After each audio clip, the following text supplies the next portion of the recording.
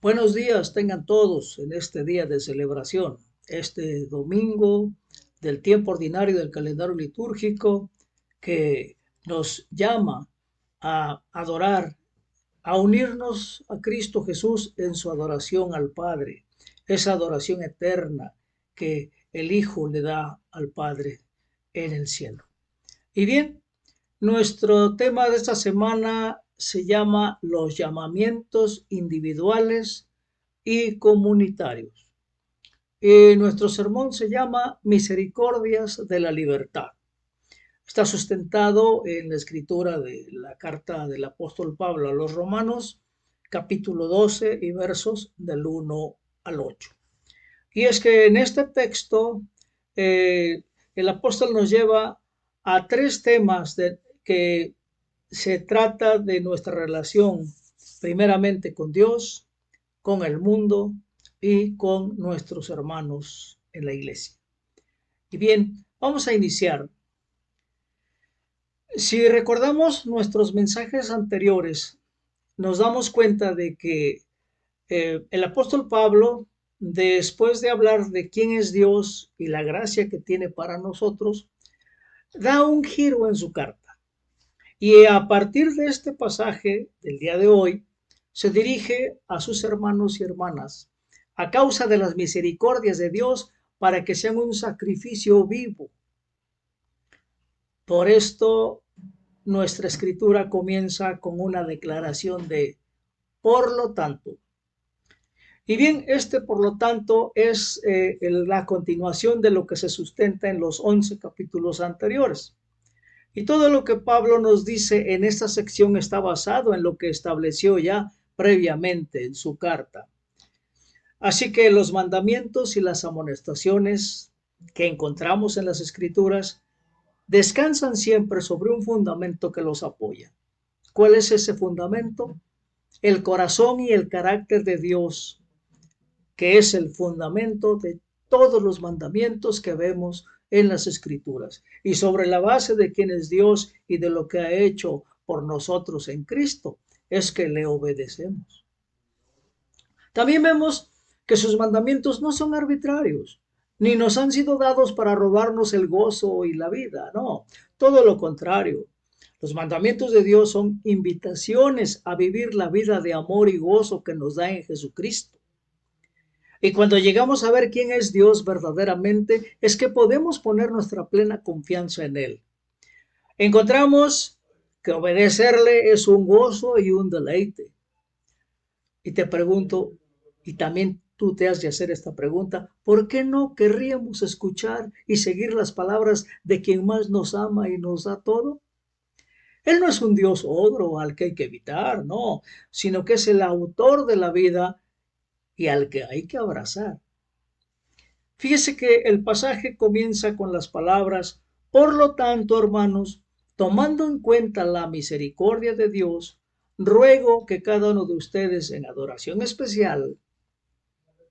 Esta frase es la introducción que hace el apóstol y vamos a ver que anteriormente, en los 11 capítulos anteriores, el apóstol ha enumerado estas misericordias de Dios de las que estamos hablando hoy y ha argumentado que la justificación viene por gracia a través de la fe y que Dios ha hecho algo en Jesucristo que coloca al mundo sobre una base completamente nueva. Y no es algo que hayamos hecho o podido hacer por nuestros propios méritos, no, todo es por la misericordia de Dios. Y expresándolo en términos simples, Pablo concluyó que la misericordia de Dios que nos ha liberado para vivir en justicia. Y bien, Jesucristo nos ha liberado de la esclavitud del pecado y de su poder por su misericordia. Y nosotros no podemos liberarnos de la esclavitud. No es posible. Pues ¿sabes por qué? Porque es algo que requiere rescate. Y Cristo nos ha rescatado. Y el apóstol mantiene la libertad en el centro de las misericordias de Dios. Veamos de dónde nos ha rescatado Dios. En el capítulo 5 de Romanos encontramos que nos ha liberado de la muerte. En el capítulo 6 nos ha liberado del pecado. En el capítulo 7 nos ha liberado de la ley. Esa libertad de la ley que dio lugar a muchas críticas, porque se decía que las enseñanzas de Pablo eran para promover un tipo de moralidad en la que todo se vale, y no es cierto. ¿Sabes qué? Que a partir del capítulo de hoy y más adelante, Pablo mostrará que estas acusaciones son un malentendido de lo que significa ser liberado por Cristo. Y debemos tener en cuenta algunos otros argumentos que Pablo ha hecho antes de continuar. Y cuando nos disponemos a vivir en la libertad que Dios nos ha dado, no lo hacemos solos. ¿Sabes por qué? Porque Cristo está con nosotros. Así que lo hacemos en unión con Él.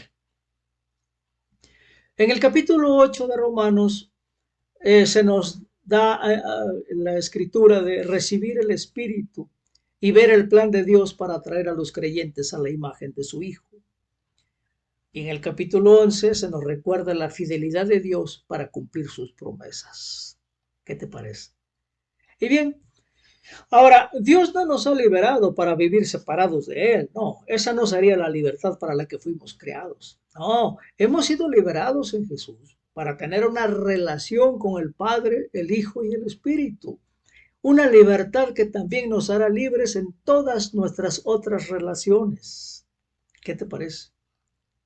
Así que, hermano, en nuestra escritura de hoy vamos a señalar tres tipos de relaciones de las que Dios nos ha liberado para vivir en plena libertad. Nuestra relación con Dios, nuestra relación con el mundo y nuestra relación con los demás creyentes. Y debido a que las misericordias de Dios nos liberaron para vivir la libertad que Dios nos ha dado en Jesucristo, tenemos una invitación para vivir como Dios manda, no como esclavos, sino como hijos amados, sus hijos amados. Comencemos con la primera relación, nuestra relación con Dios.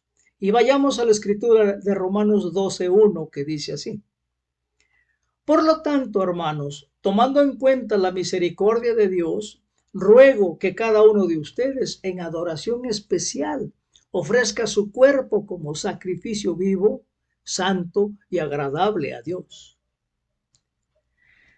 Y bueno, de esta escritura vemos que solo a causa de lo que Jesús ha hecho, podemos tener declaraciones tan paradójicas como esa de sacrificio vivo. Hermano, ¿no debería estar muerto un sacrificio?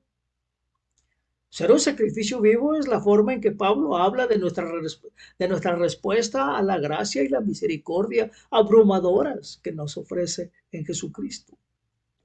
Y es que en Jesús hemos sido abrazados e incluidos en la misma vida del Dios Trino. Es un gran privilegio. Así que la adoración es abrazar este abrazo en todos los aspectos de nuestra vida cotidiana, ¿no te parece? O podríamos decir, adorar es vivir en la verdadera libertad para la que fuimos creados. Porque para eso fuimos creados. Y si te das cuenta, esta vida de adoración se lleva a cabo en los cuerpos. Por eso dijo Pablo que pongamos nuestro cuerpo en sacrificio vivo. Y es que la esclavitud puede definirse como la pérdida de control sobre nuestro cuerpo. El cuerpo de un esclavo, si tú recuerdas, era propiedad de sus dueños. Por este motivo, un amo podría usar ese cuerpo para trabajar o para obtener ganancias.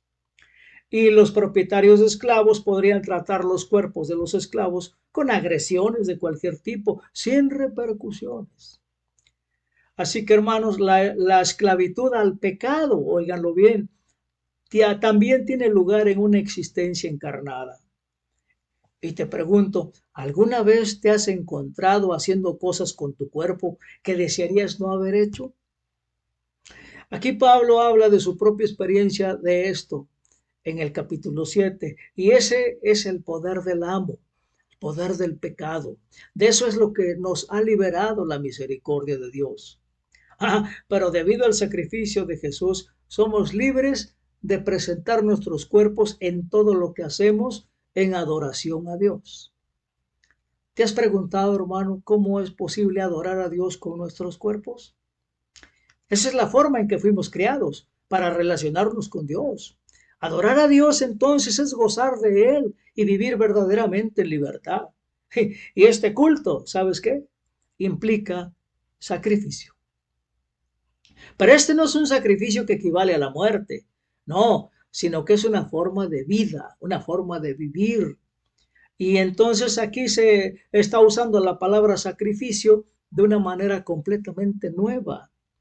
Porque si recuerdas, los sacrificios religiosos normales de aquella época implicaban muerte, pues el cuerpo del sacrificio se cortaba en pedazos y se le drenaba la sangre.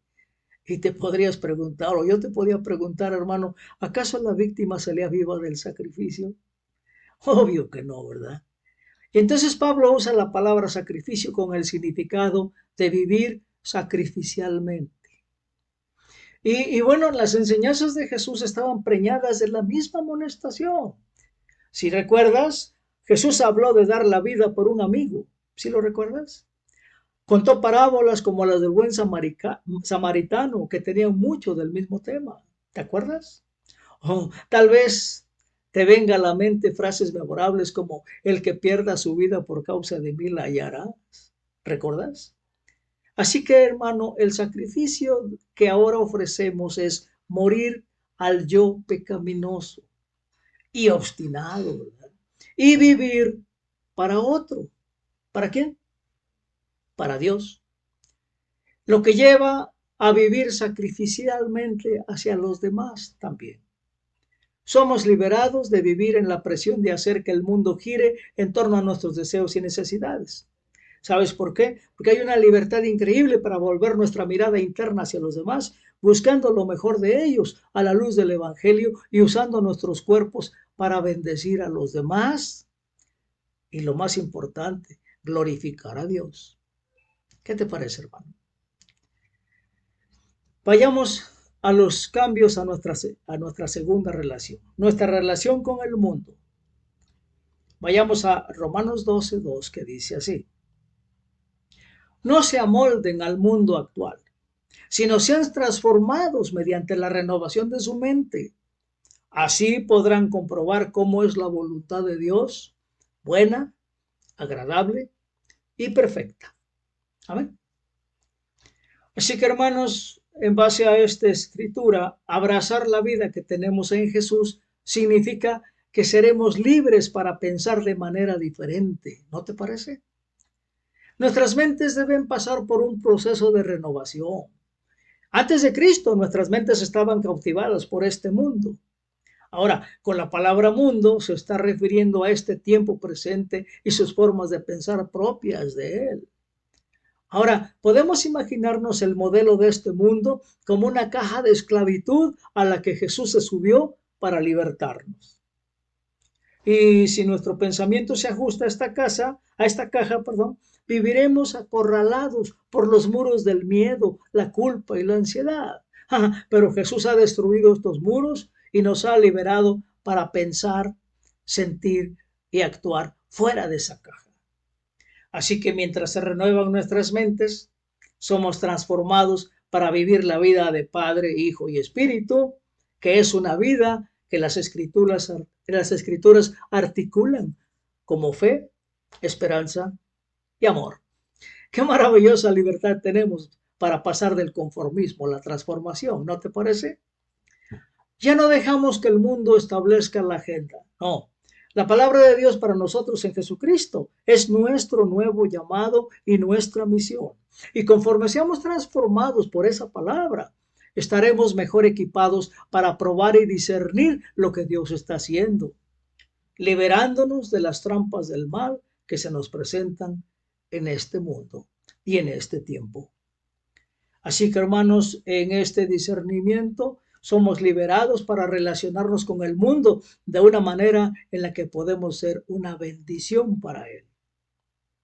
Servimos de testigos al mundo al no conformarnos con sus muros de miedo, culpa y ansiedad. No, más bien vivimos una vida transformada de fe, esperanza y amor.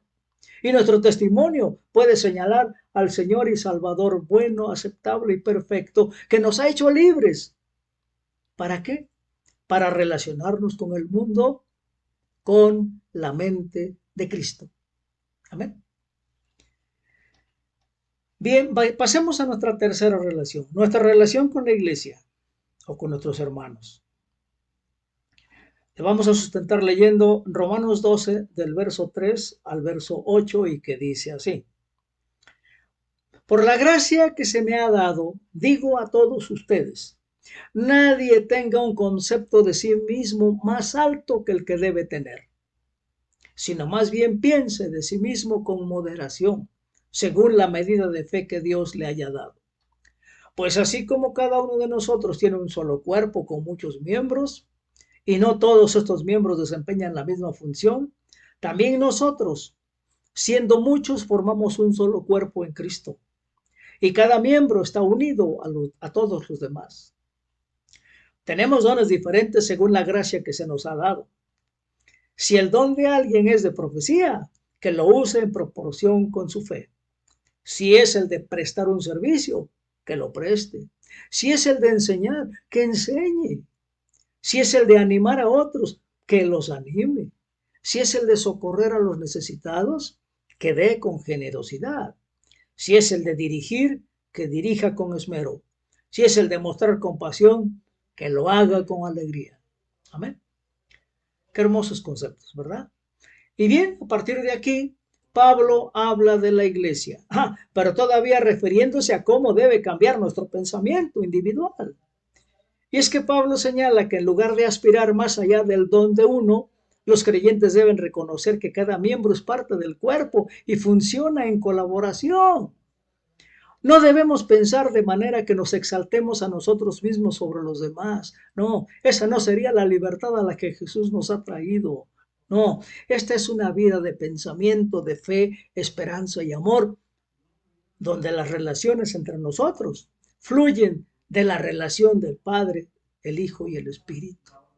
Y como creyentes que abrazan su abrazo, vivimos esta vida en comunión con otros como un cuerpo con muchos miembros. ¿Qué te parece? ¿Así lo vives en la iglesia? Muy bien. Ahora, después nos habla de los dones espirituales que se dan a los miembros individuales del cuerpo. Y la frase, la medida de fe que Dios le haya dado, no indica que nuestra fe puede ser medida o cuantificada, ni tampoco indica que Dios predetermina y limita nuestra fe a una cantidad o un grado medido. No. Esta frase más bien se refiere al don espiritual que ha sido medido, óiganlo bien, medido de acuerdo a la gracia. Y la gracia es infinita. Ahora, ya sea hablando, sirviendo, enseñando, dando o consolando a otros, ¿verdad? En la medida de esa gracia. Dios ha moldeado tanto a la iglesia en su misión al mundo que debe trabajar desde el terreno de la relación a la que ha sido llamada.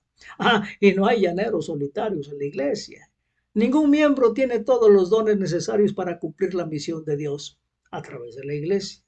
Así que tenemos el don de compartir nuestros dones unos con otros para comprometernos, óiganlo bien, para comprometernos en la misión de proclamar la buena nueva al mundo. Recordando, la justificación por gracia a través de la fe equivale a un estilo de vida diferente a la del mundo. Y al mostrar aquello de lo que somos liberados y para lo que somos libres, se nos da un llamado supremamente alto para vivir. ¿No te ha parecido, hermano? Un llamado que exige que nuestros cuerpos y nuestras mentes estén completamente dedicados al Señor. Esta es una vida que se vuelve a Dios en adoración y se vuelve a los demás en servicio. Qué hermosura. Y no hay lugar para agendas autojustificantes o egoístas. No, somos liberados para vivir en Cristo.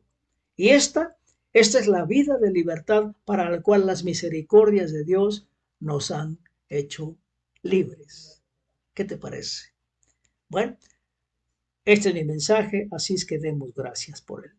Bendito Padre, te damos gracias por esta enseñanza del día de hoy, por llenarnos y recordarnos que tus misericordias son infinitas y que tus misericordias nos han sido dadas por gracia, no nos han costado nada.